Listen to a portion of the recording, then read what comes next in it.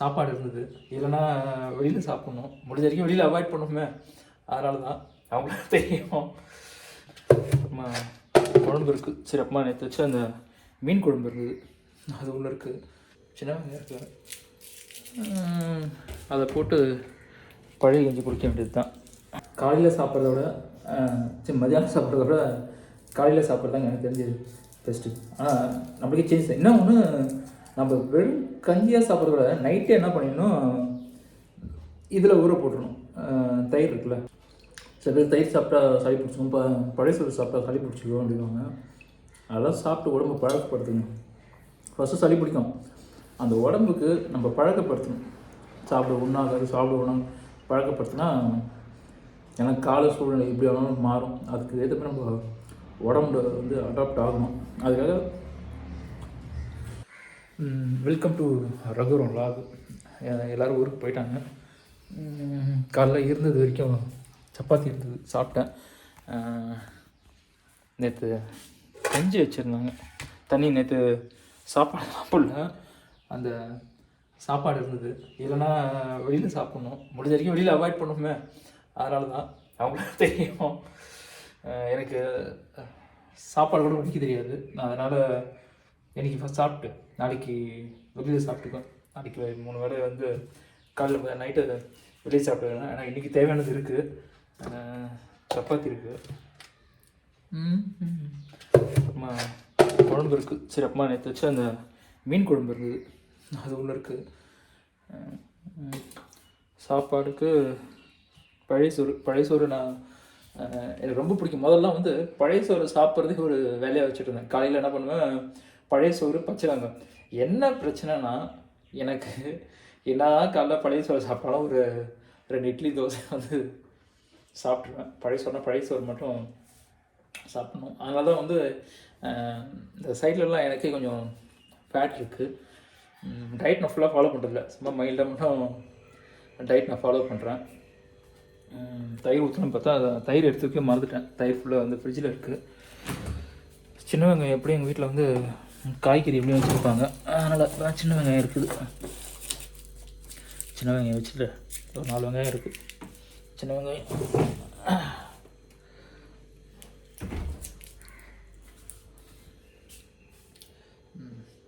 இருக்குது, அதை போட்டு பழைய கஞ்சி குடிக்க வேண்டியது தான். வீட்டை பொறுத்த வரைக்கும் எத்தனை குழம்பு இருந்தாலும் நான் சாப்பிட்ருவேங்க. இப்போ பார்க்குறீங்களா இந்த மீன் குழம்பு, இதே வச்சு ஒரு இன்றைக்கி 3ஆவது நாள் இந்த மீன் குழம்பு வச்சு அப்பப்போ அவங்களும் சூடு பண்ணாங்க. ஊருக்கு போயிட்டாங்க. சரி இருக்கிறத வச்சு அப்படியே சாப்பிட்டுக்க வேண்டியது தான்.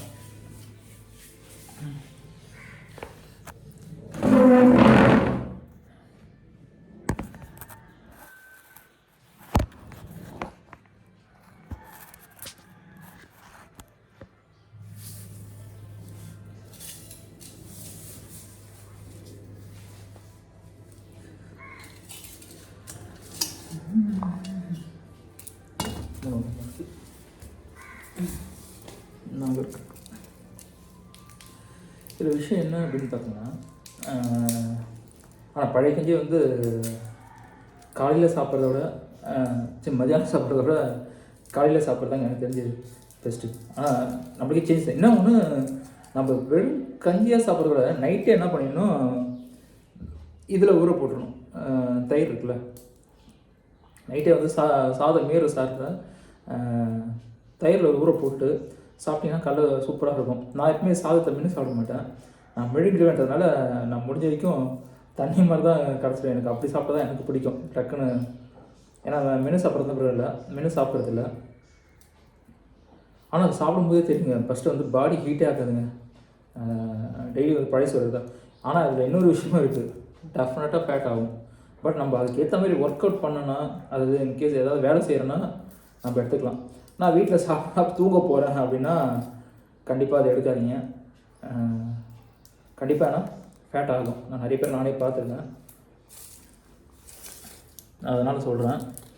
அதனால் பழைய சோறு சாப்பிட்றது வந்து உண்மையும் நல்லது. பட் அதுக்கேற்ற வேலைக்குள்ள நம்ம ஒன்று ஏதாவது விளையாடுறாங்களாக இருக்கணும், இல்லைன்னா கஷ்டம். ஃபேட் ஆகிடும், வேறு ஒன்றும் கிடையாது. வாரத்தில் ஒரு நாள் தான் சாப்பிட்டலாம் ஃபேட் ஆகாது. ரெகுலராக சாப்பிட்டா கணக்கெல்லாம் புஷ்னாகி வெயிட் போடும். ஏன்னா இதெல்லாம் சாப்பிட்டா நல்லா தூக்கம் வரும். இந்த வேலை செய்யலாம் சொல்லுவாங்க, நல்லா தூக்கம் வரும். அதனால் பட் நம்ம ஒர்க் அவுட் பண்ணுறதுனால அதெல்லாம் பார்க்குறது கிடையாது. அதனால் அடிச்சிருக்கேன்.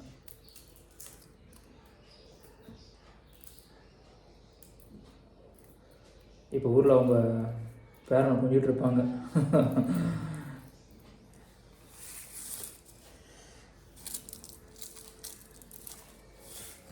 போதும், ஒரு 4 வெங்காயம் இருக்குது. இதில் இன்னொன்று நீர் சத்து நிறைய இருக்கும். அதனால் எப்பவுமே நான் உப்பும் போடுறது சாப்பாட்டில். ஏன்னா அதுலேயே உப்பு இருக்கிற மாதிரி இருக்குது. குழம்பு எதுனா ஊற்றிக்கிறோம் நம்ம. மீன் குழம்பு அப்படியே ஊற்றிட்டேன்.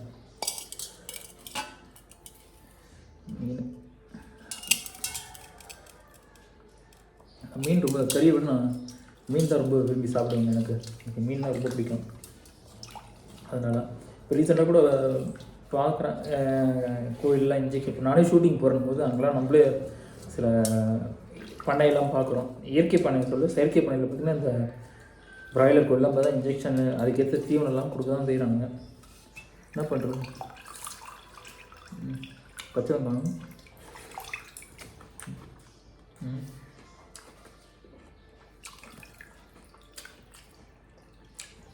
செம்ம டேஸ்ட்டுங்க.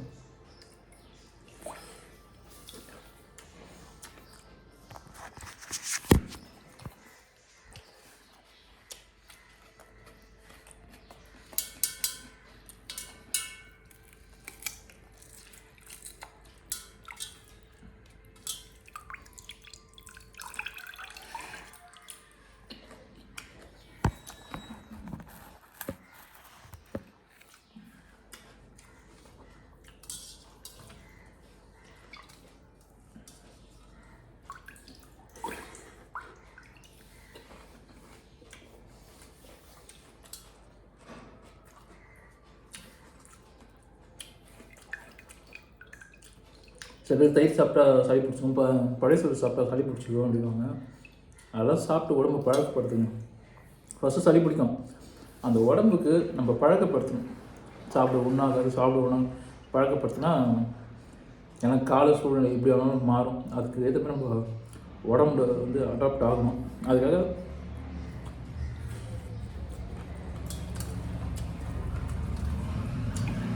இப்போ சொல்லி போகிற வெளில சாப்பிட கேட்கணும், வேறு வழியை வெளில சாப்பிட்டு தான் ஆகணும். ஒரு நாள் பிரச்சனை இல்லை. அதனால் ஆனால் அதுவும் ரேர் தாங்க. மோஸ்ட்லி விவசாயம் கிட்ட சில வீட்டில் வந்து சாப்பிட கூப்பிட்ருவாங்க, அங்கேயே சாப்பிட்ருவாங்க.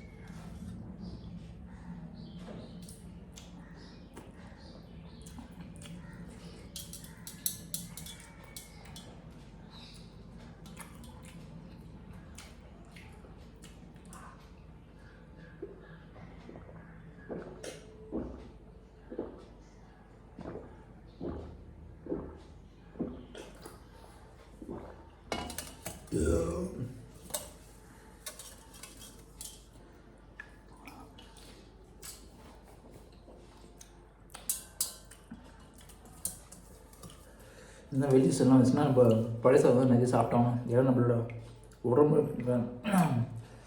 நீர் பிரச்சனையை வந்து தீர்க்கணும்னா அதுக்கு பழைய சோறு ஒன்று தாங்க வழி. ஏன்னா கண்டிப்பாக இந்த வெயில் சீசன் வந்து வேர்வை கண்டிப்பாக நிறைய வெளியில் போகும். கண்டிப்பாக அதுக்காக நம்ம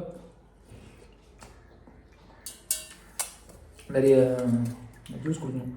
ஆனால் அதை விட முக்கியம் இந்த பச்சை வெங்காயமும் பழைய சோறும்.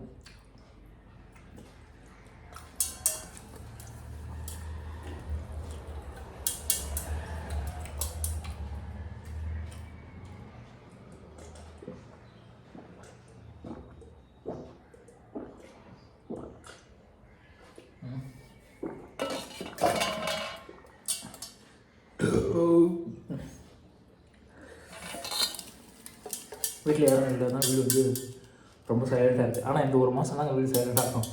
அடுத்த மாதத்துலேருந்து எங்கள் வீட்டுக்கு எது சொல்லி தம்பி குழந்த 3 மாதம் ஆகுது அவர் பிறந்தது. 4வது மாதம் நினைக்கிறேன். டிசம்பர் பிறக்க முடியாது, அக்டோபரே பிறந்துட்டாரு. அவர் வந்துடுவார். வந்தார்னா வீடு ஒரே கலக்கலப்பாக இருக்கும். அதாவது எப்பவுமே வந்து வீடுன்றது வந்து கணவன் மனைவி குழந்தைங்க இருக்கிறது வீடு கிடையாதுங்க. உங்களோட அண்ணன் தம்பி கூட பிறந்தவங்க அப்பா அம்மா எல்லோரும் இருக்கிறதாங்க சந்தோஷத்தை தான். தனியாக இருக்கும்போது ரொம்ப டிப்ரெஷன் ஆகிடும். வீட்டில் நிறைய பேர் இருக்கும் அப்படின்னும் போது வீட்டில் யாராவது ஒருத்தருக்கு ஒரு பிரச்சனை கூட சுற்றி நம்ம ஆளுக்கணும் நம்ம பயப்பட மாட்டோம். தனியாக இருந்தால் கண்டிப்பாக அந்த பயம் இருக்கும். இது என்ன ஆகுமோ, நம்ம குடும்பம் என்ன ஆகுமோ, ஏதாகும் எல்லாம் இருக்கும்போது அந்த பயம் இருக்காது.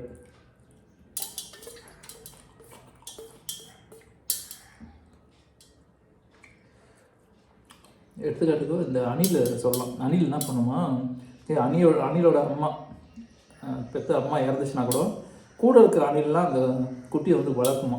அது எவ்வளோ சந்தோஷமான விஷயம். அந்த மாதிரி கூட்டு குடும்பமாக இருக்கும்போது நம்மளுக்கு ஒரு பிரச்சனைனாலும் கூட இருக்கிறவங்க வந்து அந்த ஃபேமிலியை பார்த்துக்குவாங்க. எங்கள் வீட்டில் அதான் நடந்துகிட்ருக்கு. இனிமேலும் எங்கள் வீட்டில் கண்டிப்பாக அப்படி தான் இருக்கும். ஆனால் இந்த மாதிரிலாம் அமைதியெல்லாம் வராங்க. அவங்க எல்லாம் தனியாக போகணும், தனியாக இருக்கணும்னு ஆசைப்பட்றாங்க. சுடுகாடு தான் எல்லாம் தனித்தனியாக இருப்பாங்க. யாரோ சொல்லுவாங்க சுடுகாடு தான் வந்து தனித்தனியாக இருந்தால் சுடுகாடுவாங்க. அதுதான் உண்மை.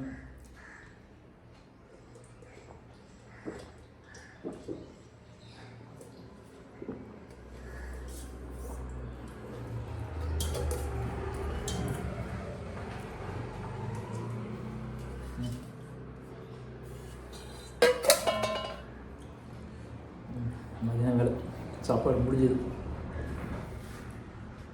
இதோ நைட்டு தான் கொண்டு போய் வேலை ஒர்க்கு பண்ணிட்டேன். நாளைக்கு எபிசோடு எடிட் பண்ணிடணும். இன்கேஸ் நாளைக்கு ஷூட்டிங் போவேன். ஏன்னா 4 மணிக்கு தான் நான் ஷூட்டிங் போவேன்.